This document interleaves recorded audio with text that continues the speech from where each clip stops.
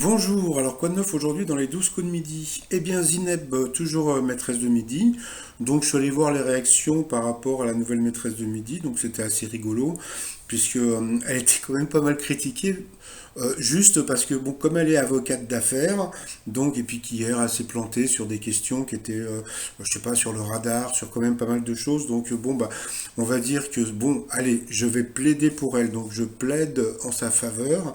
Donc je plaide non coupable. Pourquoi? Parce que bon, en général, quand vous arrivez en coup fatal, bah souvent vous pouvez perdre vos moyens parce que vous avez très peu de temps pour répondre rapidement à des questions qui sont des fois vraiment pas évidentes. Donc voilà, donc c'était ma plaide Wari. Wari.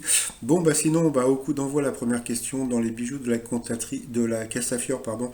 Quel cri la cantatrice pousse-t-elle souvent? Donc c'était Ciel mes bijoux. Ensuite, alors vous aviez Frédéric. Alors Frédéric était non-voyante. Je pensais que c'était la nouvelle maîtresse de midi qui allait venir. Donc bah, je vous en parlerai un petit peu plus tard.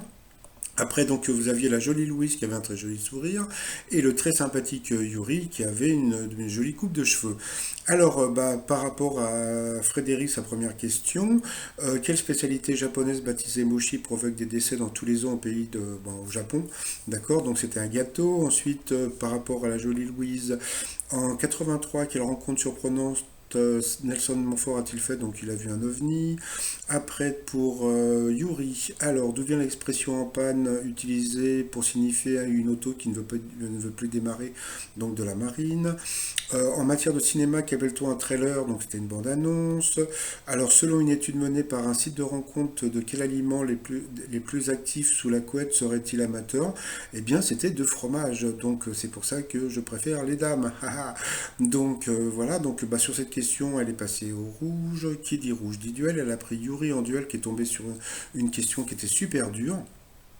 Quelle invention doit-on à John Harrington, l'ancêtre de l'acteur qui incarne Jon Snow dans Game of Thrones? Eh bien, c'était la chasse d'eau, donc c'est vraiment pas évident. Donc, bah, Yuri nous a quittés sur cette question. Ensuite, Frédéric, Zineb et Louis sont retrouvés au coup par coup. D'abord, c'est Frédéric qui est passé l'orange, ensuite, c'est Louise, et puis après, c'était Zineb, et puis à la fin, bah, c'est encore Louise qui est passé encore à l'orange, donc au rouge, qui dit rouge dit duel. Elle a pris Zineb en duel qui est tombé sur une question de bébé. Dans quel pays se trouve l'Amazonie?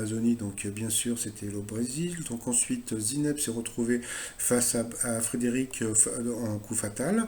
Et puis alors à partir de ce moment-là, on s'est posé la question. Alors, qu'allait faire la production par rapport à Frédéric? Alors Frédéric, bon, comme on sait, elle était non-voyante, quoi. Elle est toujours non-voyante.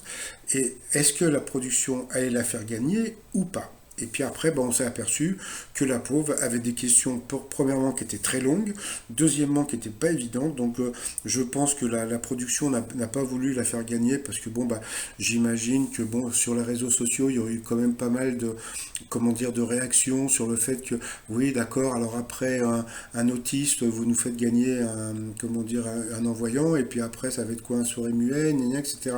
Donc, je pense qu'ils ont fait exprès, quelque part, de la faire perdre.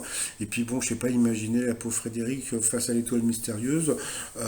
Bon, ça aurait été un peu difficile parce que même après, avec tous les éléments, imaginez qu'elle arrive et puis qu'elle se retrouve face à la photo d'Étienne Dao. Comment elle aurait pu trouver? Donc c'était vraiment pas évident. Donc voilà. Donc on va dire je porte plainte contre X puisqu'on va rester dans le côté avocat. Et puis bon bah voilà, donc Zineb a gagné. Donc par rapport au coup de maître, après elle a eu que des questions hyper simples. Donc alors là, ça a été la crise de rire. Pourquoi la crise de rire? Parce que bon, comme vous savez, donc Zineb est avocate d'affaires. Et le truc le plus rigolo, c'est que Jean-Luc Reichmann a dit: oh là là, 10 000 euros, ça va vous faire du bien, vous qui êtes avocate d'affaires. Quoi. C'est un peu comme si vous disiez à, comment dire, je sais pas moi, genre à Donald Trump qui est milliardaire: ah là là, ça va vous faire du bien de gagner 10 000 euros. Donc bon, je dis pas qu'en tant qu'avocate d'affaires de gagner des milliers et des cents, mais bon, bah quand même, je trouve que bon, c'était peut-être pas la phrase à dire, mais bon, passons. Par rapport à l'étoile mystérieuse, eh ben, on peut voir au centre, ben, c'est Popol qui me l'a dit, c'est le drapeau anglais, puisque bon, bah, c'est la sœur d'Etienne Dao qui lui avait, comment dire, mis la puce à l'oreille sur la musique anglaise. Donc voilà, donc c'est toujours Etienne Dao. Et puis je trouve que quelque part, en ce moment, il y a le fantôme de Paul qui est dans l'émission. Alors pourquoi le fantôme de Paul? Parce que bon bah avant le Titi était né le même jour que lui, donc il était né je crois que c'était le 2 juin 1999 comme lui, et puis bah, Zineb est d'origine marocaine, comme le papa de comment dire de Paul. Donc je me dis que peut-être que l'esprit de Paul est encore en train de planer avant Halloween dans les studios 107, donc voilà. Et puis alors pour finir, bah, le t-shirt, alors pour celles et ceux qui ont vu donc le capitaine Marlowe récemment, donc faut pas me gonfler les ovaires, donc voilà, avec Corinne Massiro, donc ça c'est le nouveau t-shirt qui cartonne sur mon site 3millions.com, et puis bah sinon bah, je vous souhaite une agréable journée, et puis je vous dis à demain, bye bye.